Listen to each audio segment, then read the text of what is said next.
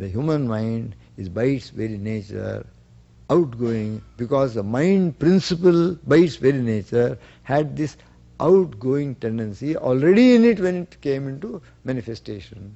Therefore, if mind is always outgoing, you need not be very seriously perturbed. You must know, yes, this is its nature because this is what its nature was. Now I have to deal with it. So you practically start dealing with it. Second thing is, it's always outgoing, but one of the reasons why it is outgoing was explained by the great Lord of Righteousness, Yama Dharmaraja, to a brilliant young seeker, saying, when Brahma created it, Rajoguna was a little extra. Proportion of Tamas, Rajas and Rajoguna became a little extra in its composition. Therefore, Rajoguna is outgoing, it's activity. Because of Rajas, mind is outgoing. Secondly, mind by its very nature is so constituted in its creation that it cannot carry on any process unless it has got the prop of some thing, some object. It has to think of something. It simply cannot think. See? Thinking means thinking of something. So, objectivity without the prop or the support of something, mind cannot function. It cannot simply function on abstruse, see, total abstract concept. It cannot. It has also to concretize it by itself through some comparative thing. Then it can think about abstract things. See? What is that Supreme Being? He is qualityless. He is absolutely without any quality.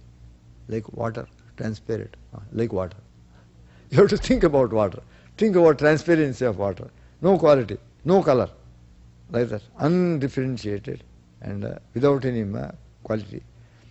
Therefore, it has this inveterate tendency of having to function only with the dependence of some prop objectivity. This is its second quality, nature of the mind. And the third, this is the most vexing. Okay, if you want to think, think of this object. If you give it to an object, do you think it will think of that object and keep quiet immediately? Within 2 seconds it will hop to another object. Within 5 seconds it must hop to a third object. See? Constantly. So it cannot dwell continuously upon any one single object constantly. It has to keep a hopping.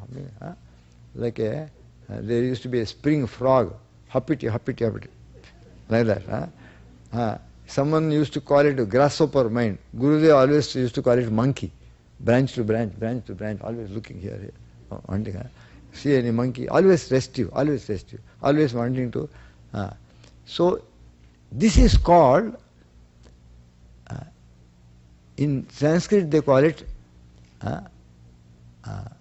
Bahirangatva,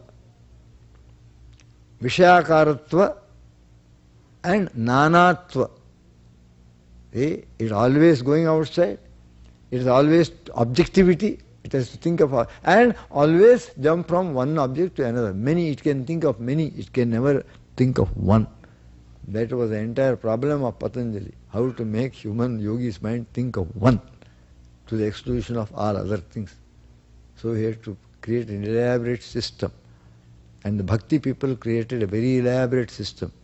They said, okay, he has to think of God, but he cannot think of one thing only. Therefore they gave entire Leela of God. All right, you think of 100 things, but ultimately all centered on one only. Krishna Leela, Rama means 100 different things, yet Krishna is always there, because he is all related to him. Like that they tried to give a little concession to this tendency of the mind. So gradually, by thinking many thoughts, all concerning one single objective, gradually that will become predominant, all other things will fall away. So they took that device.